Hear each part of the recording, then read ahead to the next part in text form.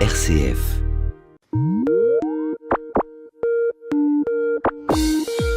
Des souris et des hommes. Jean Pouly. Des souris et des hommes, la chronique qui permet de mieux comprendre tous les enjeux du numérique grâce au talent et à l'expertise de Jean Pouly qui est avec nous, qui nous a rejoint. Bonjour Jean. Bonjour Philippe. Alors aujourd'hui, vous avez souhaité nous parler du droit à l'oubli. Mais s'agit-il d'une nouvelle censure ou d'une nécessité anthropologique, Jean ? Bah oui, une drôle d'expression, que ce droit à l'oubli, comme si oublier quelque chose se décrétait et pouvait faire l'objet d'une loi. Et pourtant, depuis le 29 mai, tout citoyen européen peut faire jouer ce nouveau droit qui lui permet de faire disparaître les liens sur Internet des moteurs de recherche le concernant, et qu'il juge inapproprié, hors de propos ou obsolète. Alors derrière cette expression et ce droit nouveau, il y a un vrai sujet. Celui de reprendre un peu de pouvoir sur la maîtrise de nos données numériques, consultables sur Internet et donc sur notre identité numérique. Car si les supports de mémoire existent depuis les grottes de Lascaux et l'invention de l'écriture, l'arrivée d'Internet pose de nouveaux problèmes qui touchent directement à notre intimité, à la gestion de notre vie privée et donc à notre identité. Mais pourquoi donc fallait-il créer un nouveau droit ?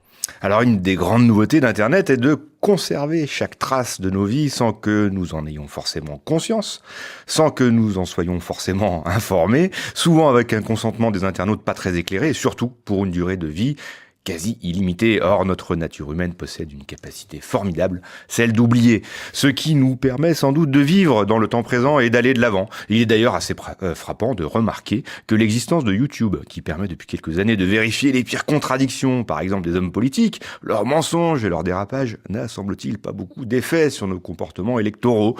La capacité de l'être humain d'oublier et de vivre au présent est donc asymétrique avec la mémoire froide et systémique des ordinateurs. Alors on comprend maintenant la nécessité de ce droit à l'oubli avec vous, mais comment peut-on définir un droit à l'oubli et surtout sur quelle logique le faire reposer ?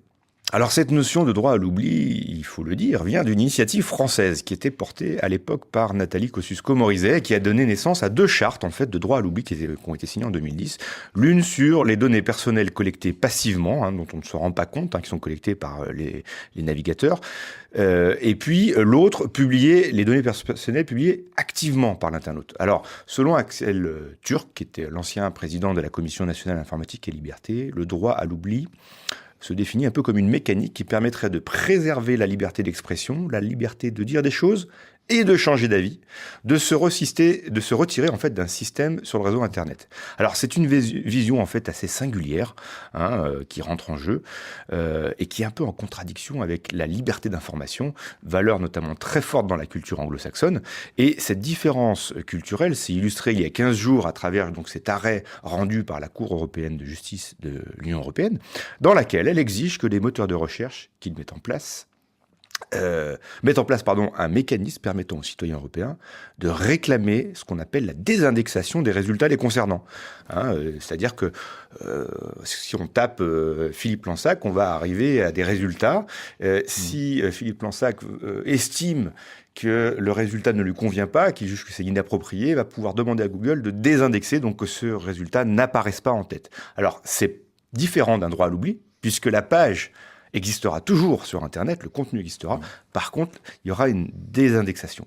Alors, notons que ce droit n'est pas automatique, que dans son arrêt, la Cour a délégué à Google et aux autres moteurs de recherche la responsabilité délicate d'arbitrer entre le respect de la vie privée d'un individu, donc votre demande, et le droit de l'information du public, au cas par cas. Concrètement, Google, qui demeure une entreprise privée et pas une institution judiciaire, va donc devoir faire le travail d'un juge en évaluant la légitimité et la validité de chaque requête. Mais avec ce droit à l'oubli, est-ce qu'il ne risque pas d'aboutir à une certaine forme de censure au fond ?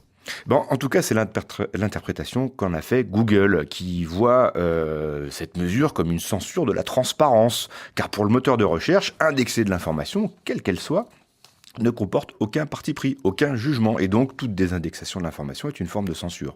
Par ailleurs, demander à Google de juger lui-même si cette information doit être connue du grand public ou non est une décision assez surprenante au regard des critiques que l'Union européenne fait d'ailleurs régulièrement aux jeux américains. Alors notons que Google s'est réservé d'ailleurs le droit de signaler par une mention en bas de page qu'un contenu a été désindexé de son moteur et pourquoi il l'a été.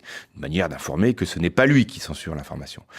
Par contre, il faut quand même savoir que la plupart des demandes de désindexation qui sont arrivées à Google depuis le 29 mai concernent en majorité des crimes graves, des actes pédophiles, des affaires de fraude ou des escroqueries financières.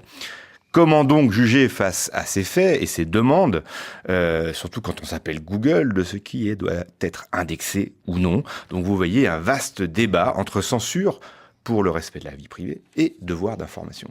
Autre enjeu, est-ce que ce nouveau droit à l'oubli sera efficace ?